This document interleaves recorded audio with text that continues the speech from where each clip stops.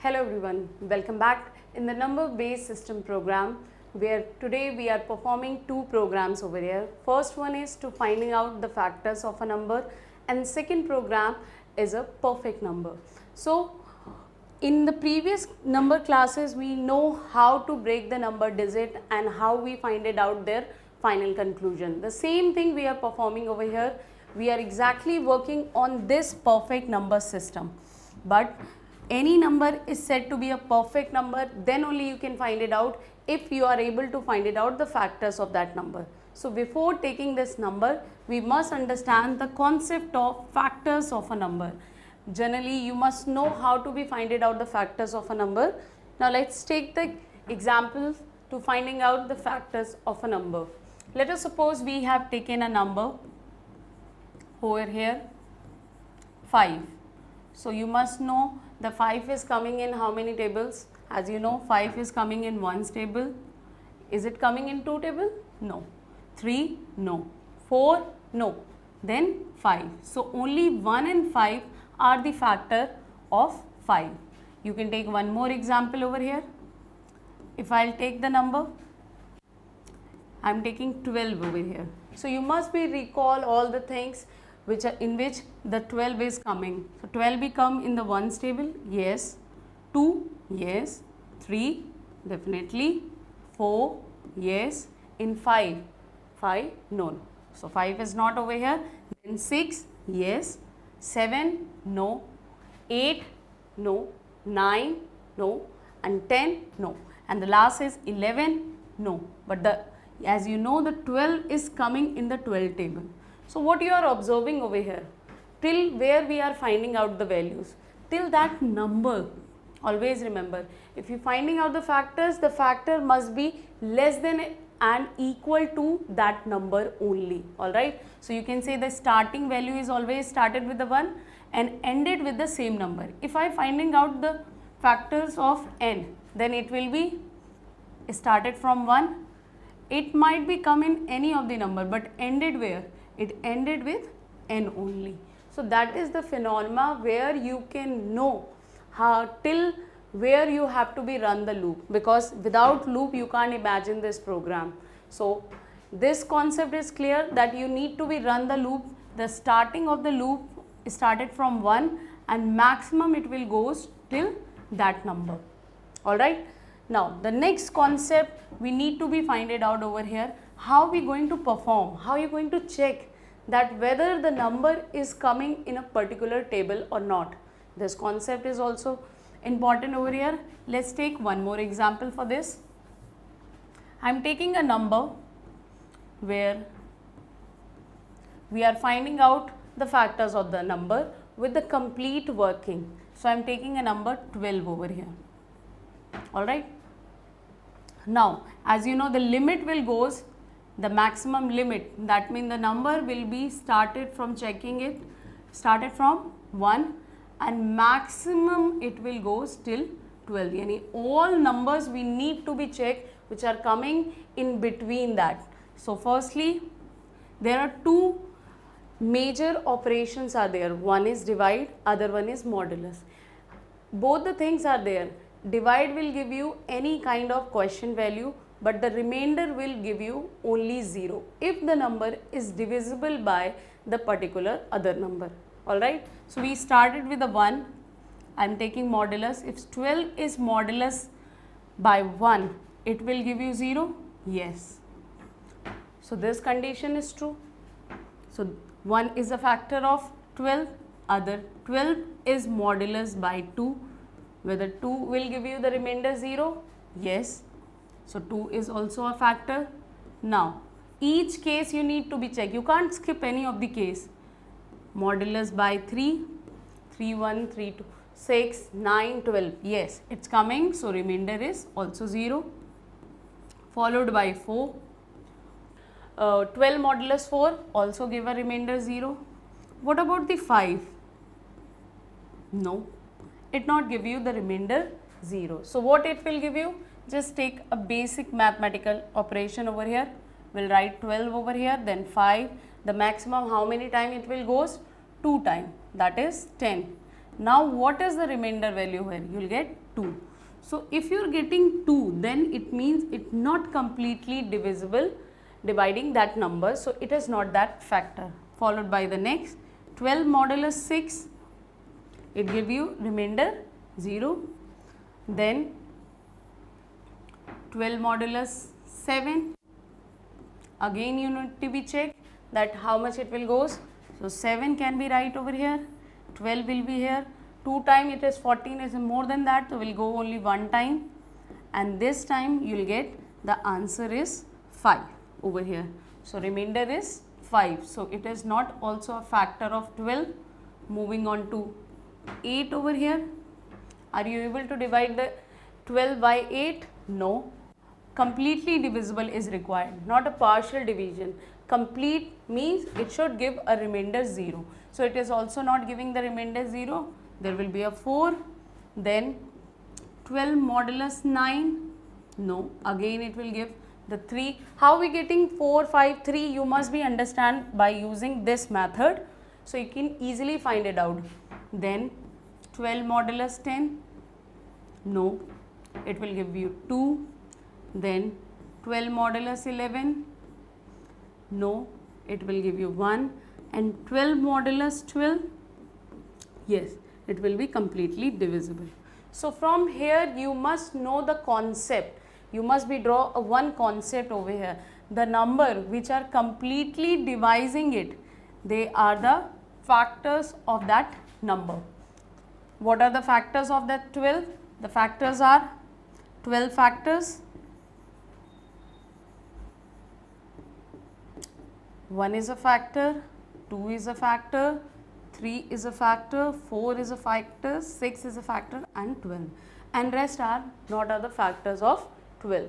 So now this is the entire working for a particular number. What about if we are not aware of that number? So in this situation we have already find it out to till where we have to run that loop. So you need to be simplify the entire concept in a particular formula. Alright, this is the condition. It has to be equal. So in that situation, kindly draw your attention over here. Simply, if I am taking any loop variable, which I am taking I over here, which is started from 1 and maximum it will goes till n. So what we are doing? We are dividing n. This 12 is a n over here because here we are taking number 12 and here our number is what? N. So n, modulus operation is common everywhere. So I putting modulus over here. Now what we are doing? 1, 2, 3, 4, 5, 6, 7, 8, 9, 10. That is still 12. So what this thing is holding? This I variable, that is your loop variable. And what is our desired result? That it should give 0. So we'll form equation if this operation results 0. This is our entire condition. It should be enclosed inside the conditional statement. As we know, there are the two types of conditional statement we are using in Java, if statement and the switch statement. So we are just putting a if statement over here to get your condition. So this condition is easily give you your desired factors of that number. Alright. So this is the complete concept. Before starting any of the program, you must understand the working behind of that program. If you are not able to understand, then how are you going to be form that program? So if the concept is clear, you can easily make your program. So without any further delay, let's start to make a program. So now my first question, that how many inputs are required over here? What we asking from the user to finding out the factors of a number. Whenever you see the question, you will see the examples over in the paper also. So you can understand that how many inputs are required.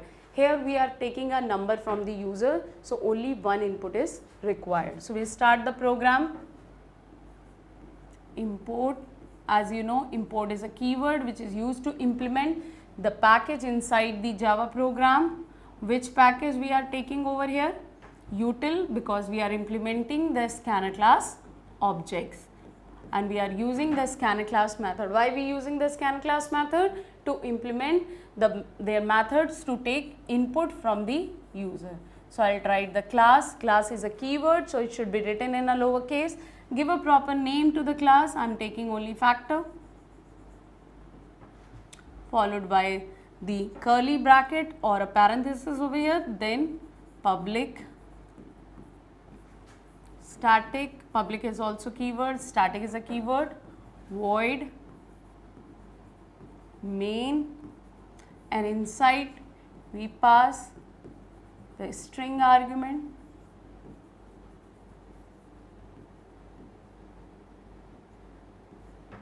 We open the method bracket, then scanner class object. Scanner is a class name, that's why the scanner S is a capital. We'll create the object of a scanner class. I'm writing SC. You can take any of the object along with the keyword, that is new, again the scanner. Now pass the method inside it, system.in, and put the semicolon. Don't put the semicolon in the main method, otherwise you'll face a syntax error.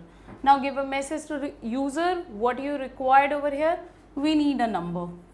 So for that we'll use system.out.println. Inside it, give your message, enter a number.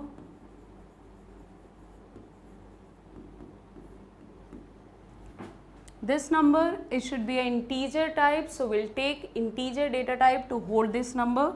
So before writing the variable name, I'll write the data type, and the number value is going to be stored in a small m. This is not compulsion that I'm taking small m, you can also take. You can take any of the variable, but throughout the program, the variable should be remain same. Then with the help of the scanner class object, we ask to scanner class to provide a number to hold that value. So method is required to holding that value is next int. Be very careful, there is no gap between next and int I should be capital, otherwise you will face the syntax error. Now we get the number. This is the concept where what we required, we are getting a number from the user. It's time to finding out the factors. What are the factors that we have? We can simply print those factors. So we are not holding the total count of the factors in this program. You can do it. If you want to improvise the concept in the program, you can do it if it is required to be asked. If it is not asked, no need to be mentioned. So I'll start writing the for loop. As I told you, the for loop will be started from where? Every factors is started from 1, and the last factor of that number, the number itself. So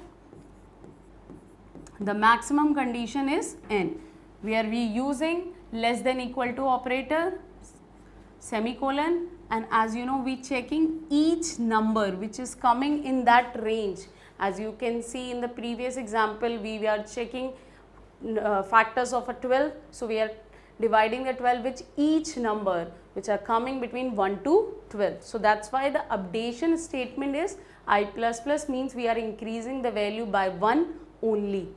Now inside it we simply write the condition. What was the condition we framed over there? The number should be give the remainder value what? Equal to 0. If you put any single equal over here, it will give you the error. As I already told you, the single equal is an assignment operator. So the task of this operator is only assigning a value. As you can see over here, n equals we have mentioned. But if you are putting the double equal, it means it is a relational operator which give you a boolean value, which is going to be checked both the values are same or not. So if whatever the value is coming out over here, you will be checked by it should be equal to 0. If it is equal to 0, then it will be the factor. Which one is the factor? N is a factor or I is a factor? I will be your factor. So that we simply enter we simply print the value over here, system dot out dot print. It's up to you whether you want to print a value in a horizontal manner or in a vertical manner. So I'm taking a vertical manner over here. So I'm printing the value of I, which is the factor over here. Now close this if bracket. Always remember, be very careful to closing and opening of the bracket. Now first we have been close the if bracket, followed by we close for bracket. Now how many bracket are still open? The method bracket. So I'll close that method bracket, and at last we are closing the class bracket. If you have any confusion, you can simply check. The last opening bracket will close first. So if bracket is closed, followed by the for bracket is closed. Now it's time the method bracket, and at last we closing the class bracket. So opening and the closing bracket should be equal to each another. So that is the entire program to finding out the factors of a number. There can be a little compromise over there. You can change this. The question might be asked, how many factors of that number? This question might be asked, like how, if any number is providing you and they are asking also, show me the factors as well as number of factors. Like if it given taken a number as a 10, then what are the factors of 10? 1 is a factor, 2 is a factor, 5 is a factor, and 10 itself is a factor. But they are also wants the how many total number of factors. That means they required the final value also. So 1, 5, 2 and 10, that is 3. Then the number 10 is having 3 factors. What are those factors? We'll come to know. So you can take one variable over here. If you are changing anything in the value, you can simply take one counter value here. The counter value will let you know that how many times this condition is becomes true. Once this condition is become true, that counter can be updated. You can simply put updation over here. So as this condition is true, the counter is updated. You will print the value and the counter will update. Once, if suppose 10 is modulus by 1, it give you remainder, the condition is true, the counter value automatically update. Initially it will be 0 and then later on it will be 1. Then next factors will come, 10 modulus by 5, yes, condition is true. In this situation, the counter once again updated. What was the previous value? 1, it means now 2, and the 5 will be print over here. Now at last, when 10 is modulus by 10, it will be once again the counter will hit and it will update it. Now it becomes 3. So at last, after closing the for bracket, you can give the message over here, the print message, where you can write system.out.print total number factor, number of factors equals concatenate with that variable which represents C over here. That's it. The program is ended over here. This is the slide change. If you required any kind of number of factors is also available. So you can do the small code change over here. You can easily get that number. Alright. So now at the last we need to design the VDT of this program, where we are finding out factors of a number. So VDT, what is exactly a VDT? VDT means variable description table. That means how many variables you have been used in the program, what is the purpose of those variables. If suppose you are passing out your copy to someone else who is going to be read that program, so how is going to be understand that which variable you have been taken for what purpose. So that purpose can be mentioned over here, because a variable can be changed by the programmer as per their requirement, as per their choices. So we'll simply write variable over here, then data type, and then description. In place of description, you can also write the purpose, requirement, whatever you required. Now variables, one variable we have taken, that is n.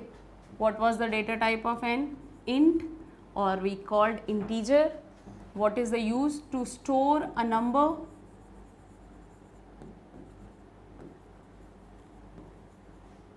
then any other variable we have been required. If you are not aware, just see your program. How many variables? The first variable we have taken n, other is I.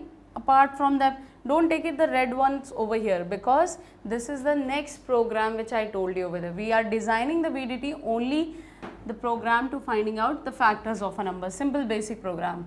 So I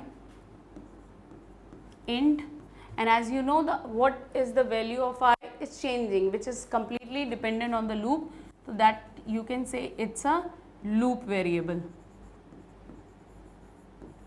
Only two variables we are using in this program by the help of your designing, and if you want to find it out the number of factors also, then you can take over here C.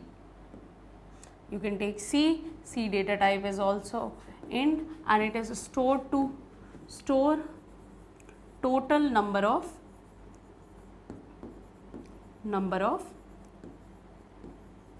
factors. Alright, so that is for this program where we have find it out all the factors along with their total number of factors. Moving on to the next program. This is the important one where we are finding out the perfect number.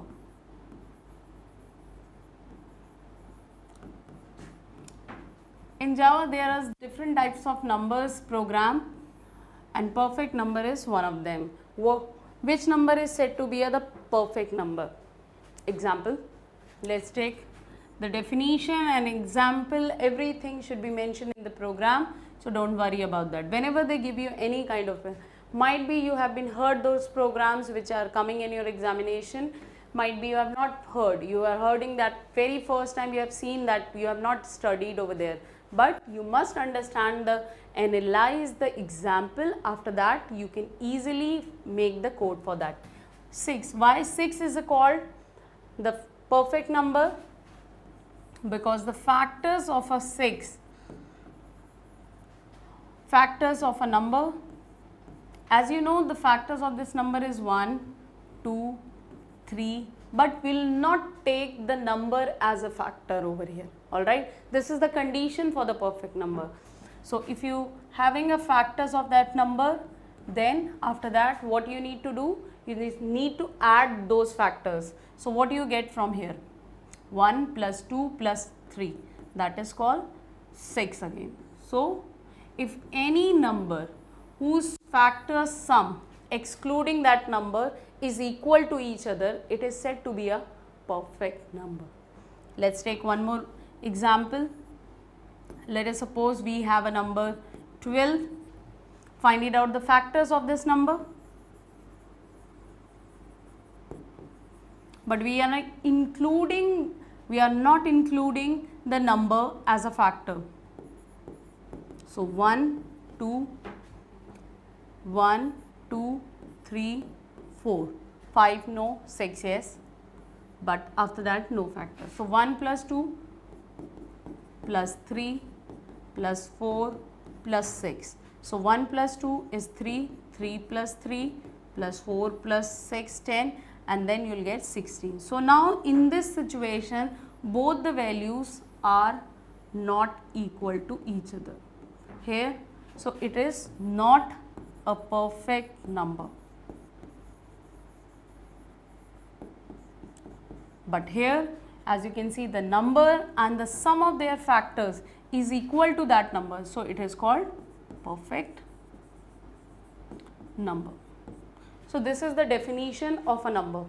How are we going to be perform the working on that? As you know, the working is quite little similar as we have done in the program just right now, that here we have to find it out the factors of a number, but this time the loop should be started from that the value of I in the previous program was started from 1 to n. If suppose we are finding out the factors of n, but in this where the loop should be ended at the n minus 1, that means we are not including the number as a factor, so we simply increase 1 from it. So your loop this time, if suppose we have taken 6, so loop will be run from 1 to 5 only. If we taking 12, the loop will be run from I value started from 1 and it goes till 11. So once we have taken a number n, so loop will be started from 1 and it will goes maximum n minus 1 only. The finding factors operation is same, where we are finding out the number value, that is the condition is remain same, n modulus I if equal to 0. So this is the condition. If this condition will satisfy the variable, then it will be a part of that number and we can say it is a factor. Now, so before designing the program, you must know how many variables are required. The first variable is the number, because before starting a program, the number should be there. So number, the second concept is you need to sum the factors. All the factors need to be sum up. So you need one more variable to store the sum value. Alright. So with this concept, we started the program. Import java dot util dot asterisk semicolon. The class name we are taking over here perfect, curly bracket, then main method, public static void main, pass the argument over here with the help of string args, then create a scanner class object, scanner sc equals new scanner, passes system.in semicolon, curly bracket, give a message to the user, dot out dot print ln double quotes, enter a number, close the double quotes over here. Opening and closing double quotes are required. I'll take number n. I'm taking capital N over here. Sc dot next int method is called because variable is integer. The other variable is required over here. That's your sum. Make sure the sum s is a capital throughout the program. This variable will remain same. It is not going to be changed. So initialize with that variable with a default value which not affect the sum of the factors. So now it's time to run the for loop to finding out the factors first. So we'll start the loop. As I told you, the loop will be started from 1. Yes, and then it will goes maximum where n minus 1, or you can write less than n. The n should be capital over here. Why the capital? Look at over here. We have taken n capital. That's why I am writing capital N over here. And then I plus plus. Give that condition where we are checking whether the number is a factor of a given number or not. So if we are performing modulus operation over the number n modulus I and the remainder is 0, then only this value will be added in sum. Which value? The value which is running over here with the help of loop variable. So we'll add over here. That's it. At the end, you need to be checked the sum value and the number value has to be equal with each another. So sum equal. Whenever we need to check any number, we go with a relational operator, that is double equal, and it has to be double equal. Never we put a single equal, otherwise you will face the error. And don't put a semicolon after the if statement, it doesn't contain. So just give the message. If the sum value is equal to the number value, then it is said to be a perfect number. Println given number is a perfect number if this condition is true, then only this SOP statement, system.out.println statement will execute it, otherwise else system dot out dot println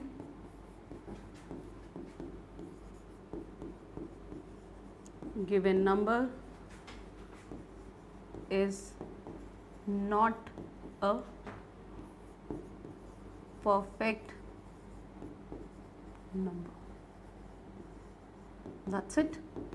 It's time to close the brackets. How many brackets have been open till yet? As we have been seen over here that if bracket is closed, for bracket is closed. In the previous slides we have been open the method bracket, and it's time to close the class bracket.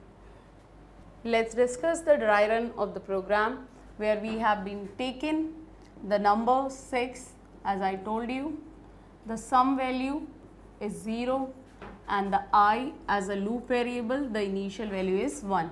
Now as you know, in the for loop there is a certain condition. This is step number 1 followed by the step number 2.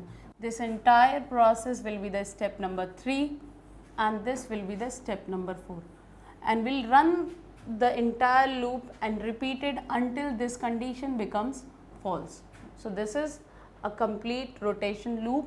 So now it's time to give a condition, that is 1 is less than 6, condition is true.